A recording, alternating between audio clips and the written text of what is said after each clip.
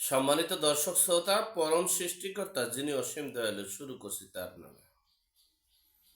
আজকের বিষয়টা হলো মার্কিন প্রেসিডেন্ট ডোনাল্ড ট্রাম্পের যে ট্রাম্প কার্ড তিনটা দেশের বন্ধুদের নিয়ে শুরু হতে যাচ্ছে, সে বিষয়ে সংক্ষেপে আলোচনা করছি।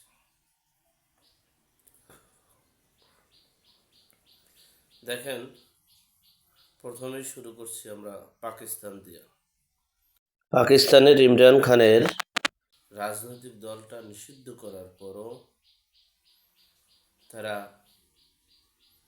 শুধু দলের প্রার্থী মৌখিকভাবে বলে নির্বাচনে অংশগ্রহণ করে এককভাবে সংখ্যাগরিষ্ঠতা অর্জন করার পরও তিনি ক্ষমতায় বসতে পারেনি। অর্থাৎ ইমরান খানের এত জনসমর্থন, এত জনপ্রিয়তা, এত দক্ষতা এবং দেশ পরিচালনার জন্য এত দক্ষ তিনি, তাকে এই দেশের জনগণ ম্যান্ডেট দিলেও যে দেশের কুচক্র মহল ম্যান্ডেট দিচ্ছে না। যাই হোক, সেখানে আপনারা দেখেছেন উত্তর ইমরান খান সেনাবাহিনীকে সরাসরি হুমকি দিয়ে এবং নোটিশ দিয়ে তাদের বিরুদ্ধে কোটি কোটি জনগণ রাস্তায় নেমে গেছে। এরপরে দেখেন বাংলাদেশ। আসলে ডোনাল্ড ট্রাম্প বিশ্বের যত ক্ষমতাসীন রাজনৈতিক নেতা যারা আছেন তাদের সাথেই সম্পর্ক করেন ডোনাল্ড ট্রাম্প। বিশ্বের যত ক্ষমতাধর পলিটিশিয়ান, রাজনীতিবিদ, প্রধানমন্ত্রী, তাদের সাথে সুসম্পর্ক ডোনাল্ড ট্রাম্পের। আপনি দেখেন, সেই ইমরান খান পাকিস্তানটাকে অচল করে ফেলছে। বাংলাদেশের সাবেক প্রধানমন্ত্রী শেখ হাসিনা দেশ ত্যাগ করার পরও তিনি কিন্তু দেশের সেভাবে সভা সমাবেশ করতে পারেনি। তারপরও দেখেছেন কি তার কথা, চাল চলন কোনো ভীতু সংকোচ মনে হচ্ছে? মোটেই না।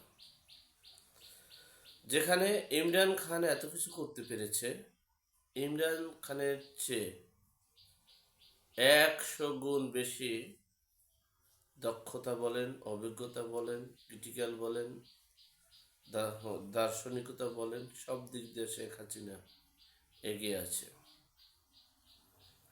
তাহলে ইমরান খানের সেই লং মার্চের ডাক, জনতার ডাক যদি পাকিস্তান সহ্য না করতে পারে, তাহলে শেখ হাসিনাও যদি এরকমের লং মার্চ করে, লং মার্চের ডাক দেয়, জনতার ডাক দেয়, তাহলে কি হতে পারে একটাবারও কি ভাবছি আমরা?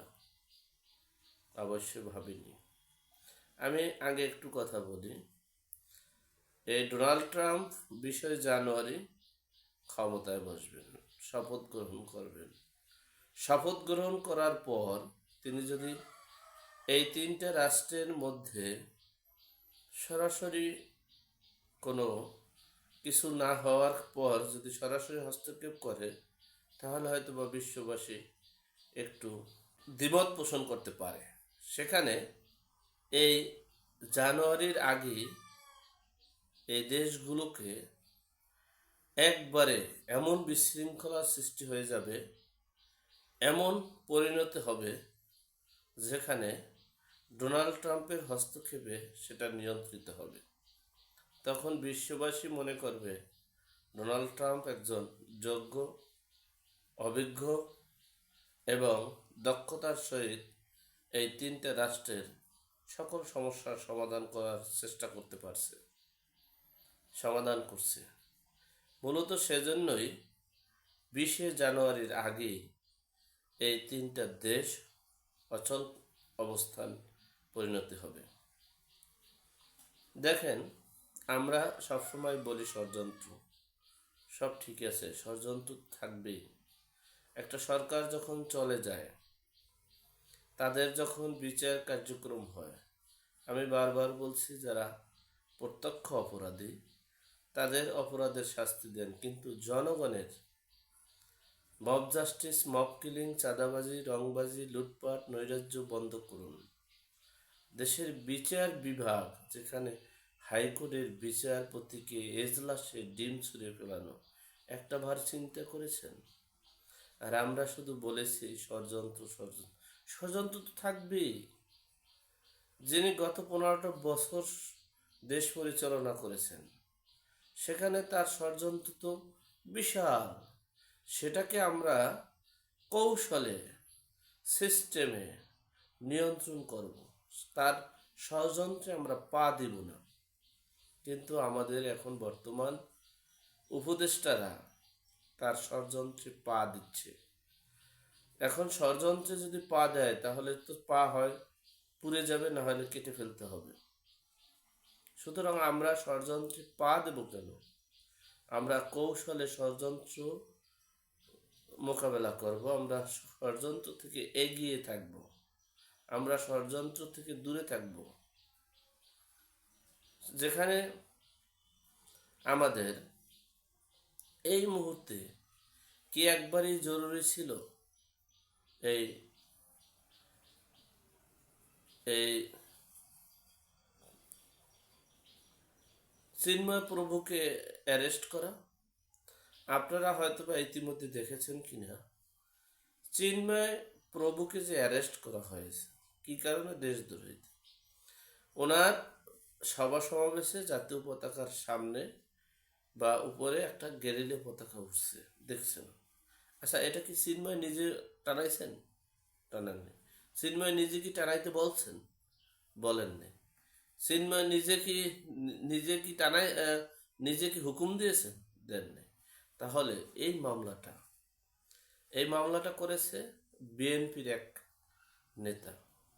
সেই বিএনপির নেতাকে মির্জা ফখরুল সাহেব সাংগঠনিক পদক্ষেপ নিয়েছেন, তাকে বহিষ্কার করেছেন। যেখানে একটা রাজনৈতিক দল, বর্তমান বাংলাদেশের এই 35% যে ভয়েস অফ আমেরিকা যে বলেছে শেখ হাসিনার বিপক্ষে অবস্থান করছে, সেই 35%-এর 30% জনসমর্থন হচ্ছে বিএনপি, আর 5% হচ্ছে সব মিলিয়ে। তো সেই 30% জনসমর্থনের একটা রাজনৈতিক দল, যিনি বিচক্ষণতার সহিত এই মামলাকারীকে বহিষ্কার করছেন, সেই মামলায় কি এই মুহূর্তে যেখানে দেশের শিক্ষা অঙ্গন ধ্বংস হচ্ছে যাচ্ছে, লুটপাট হচ্ছে, নৈরাজ্য হচ্ছে, রণক্ষেত্র পরিণত হয়েছে, এই মুহূর্তে কি এই চিন্ময় প্রভুকে অ্যারেস্ট করা, গ্রেপ্তার করা খুব জরুরি ছিল? আমার মনে হচ্ছে নয়। অর্থাৎ আমরা সর্বদিক থেকে আমরা মনে হচ্ছে আমাদের অযোগ্যতা কারণে আমরা ব্যর্থতার দিকে ধাবিত হচ্ছি।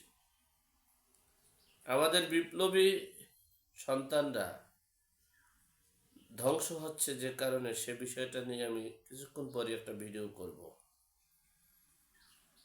যাই হোক, যে ট্রাম্প কার্ড, সেখানে দেখেন আজকে এই চিন্ময়কে নিয়ে ভারতের আমদানি রপ্তানি বন্ধের পথে, ভারতের স্যাটেলাইট বাংলাদেশের বন্ধের পথে, এরপরে ভারত থেকে হুঙ্কার, পাকিস্তান অরাজকতা, বিশৃঙ্খলা, আবার বাংলাদেশ থেকে ভারতের সাথে হুঙ্কার।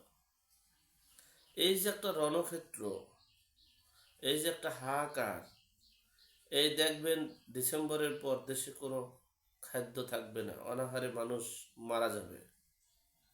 এরপরে দেখবেন আপনারা এই গৃহযুদ্ধ শুরু হতে যাচ্ছে। এই তিনটা রাষ্ট্র যে উত্তেজনার সৃষ্টি হচ্ছে, এরপরই ট্রাম্প শপথ গ্রহণ করে এদেরকে কঠিন হস্তে দমন করার চেষ্টা করবে। তাহলে আমরা কেন এই ষড়যন্ত্রে পা দেব? আমাদের ব্যর্থতার কথা চিন্তা করে আমরা কি সফলতার দিকে ধাবিত হতে পারি না?